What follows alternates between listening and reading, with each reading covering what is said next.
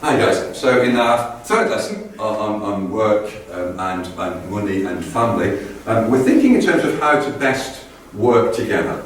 So a simple starting point is, how successful do you think we'd be if every family was responsible for educating their children? Okay, so we didn't have schools, it was just your mom, your dad, whoever you lived with, was responsible for teaching you.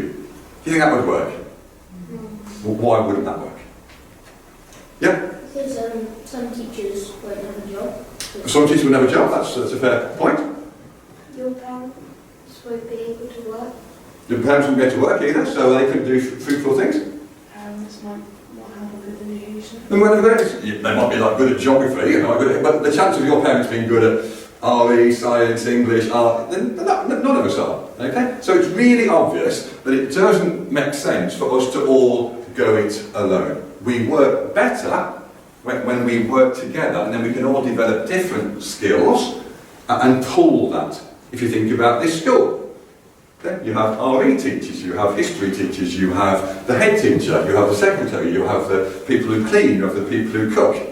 We need all of them. And we need to organise it so that we all chip in together. And more or less, it works. I'm sure the sort of senior leadership are trying to fine-tune it so it gets a little bit better and what have you, and it responds to changes. But in the main, it works on that very simple principle that it's better for us all to specialise and then work together.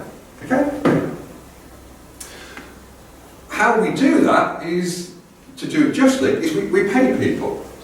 So as I said in the first lesson, one of the main reasons we have money is, say in this school, I suspect there's probably about 200 staff work here, if you add up everybody. And if we just went, okay, let's all work together, and that'll work. Hold on, we need something a little bit more just than that. So we're going to work together, and we're going to pay you this much, we're going to pay you that much, we're paying you that much. And the starting point of pay is everyone's pay should have something in common. Because if everyone's working for a day, they should get a day's pay. That's the sort of starting point. From that, some people have trained a lot and they've worked hard to specialise, so they deserve a bit more. Some people have more responsibility, so they deserve a bit more. So we have different pay scales, but they shouldn't be completely disproportionate.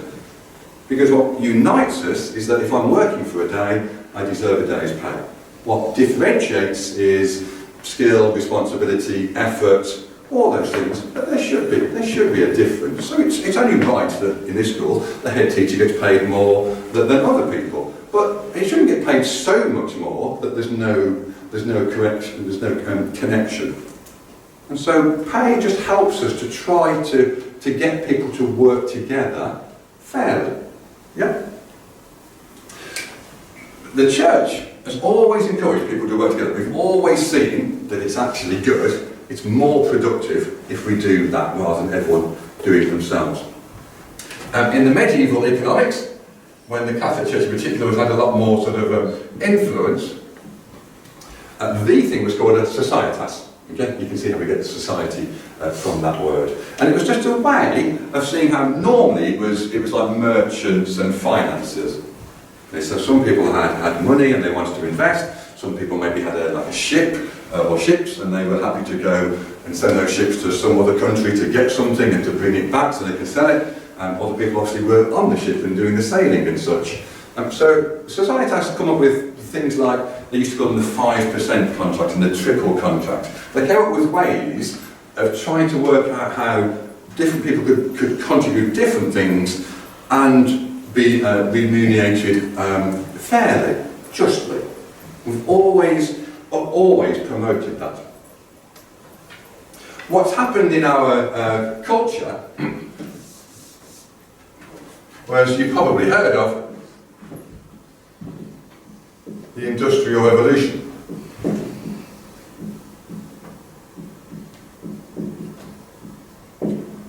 And in a sense, lots of good has come out of the Industrial Revolution. This is, so we were able through technology and such to really diversify, so that actually lots of people could do very specialised things, and then we could mass produce things. So One result of the Industrial Revolution is we've all got so much more. We've all got so much more than they had in, say, 1750, when most things were handmade, and so there were much fewer of them. Whereas now, if you can make a factory and then you can churn out things. So there's been lots of gain from this. However, there was also a big problem from it. And the problem was, people have always been tempted to think that money is more powerful than work, like I was saying in the first lesson. But that became even more true in the Industrial Revolution. The sort of economic system we live by, unfortunately in our culture, is called liberal capitalism. And even the title gives it away. Capital, we tend to think in terms of money. And we call it capitalism because we tend to think that capital is the driving force. It's the most important thing. And it isn't. Work is the most important thing, and capital allows us to work together, as I was saying. So a real problem for the Industrial Revolution was the people with the money were employing lots and lots and lots of people without much money, and they weren't giving them much at all. But they brought them into the towns, from the farms, and they basically had to work for these guys because they didn't have any alternative, really. And so there's a difficulty. There's been lots of good coming from the Industrial Revolution, but maybe the biggest problem is our attitude to money, and that it overridingly is more important.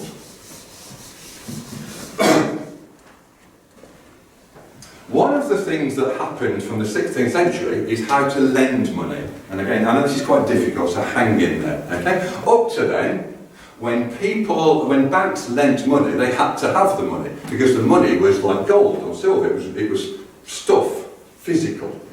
And so a bank couldn't lend you some gold pieces and that it had the gold pieces.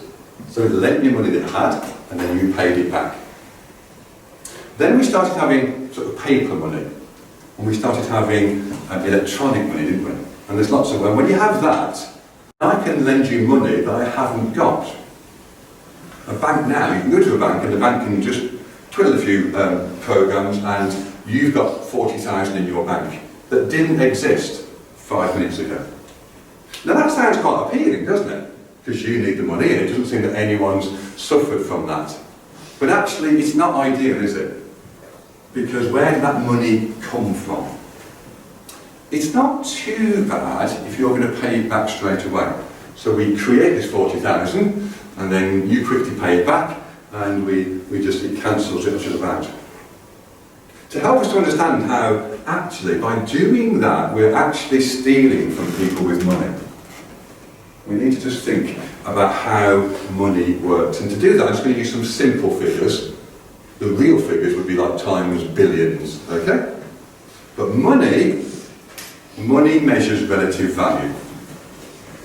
And so the idea that the money supply of England in its entirety measures the value of all the stuff we've got in England.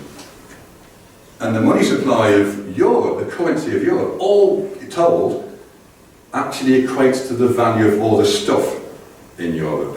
So let's imagine, just going to use some simple figures, let's imagine that the whole of what we've got in England, the whole of the economy, is the equivalent of 4,000 euros. Okay? So everyone, it's probably more than 4,000 billion or trillion, but let's just keep it simple. Okay? And our money supply is £1,000. So in the whole of our system there's £1,000 and it's worth the equivalent of 4,000 euros. So from that you can see that a pound is worth 4 euros. So if I've got £50, then I've got the equivalent of 200 euros. Now imagine that you go to the bank and you ask for a loan of £1,000 and the bank just creates that money. All of a sudden, we haven't got £1,000 in our English economy, we've got £2,000 in our English economy. But actually it's still only, the value hasn't increased, nothing's changed, so it's still worth 4,000 euros. But that now means that any pound you got is worth 2 euros. Well, hold on, I had £50 last night, and that was worth €200, and because you've borrowed £1,000 from some bank that's just made it, my £50 is now only worth €100. You've stolen from me. You might not have done it intentionally, you might not even know about me.